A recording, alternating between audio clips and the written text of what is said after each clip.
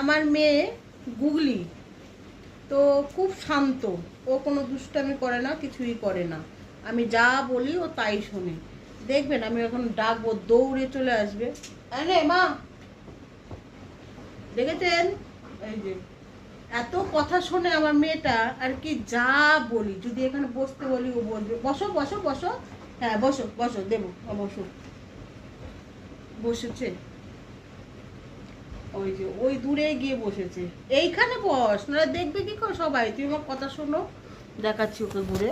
বসেছে, এই যে এখানে বসেছে। যা বলি, আমার একটা কথাও মাটিতে ফেলে না। আমি ওকে বসতে বলেছি, বসেছে। ওকে এখানে আসতে বলেছি, এসেছে। দেখতে পারলেন? তাহলে এখন আর কি বলতে নেই,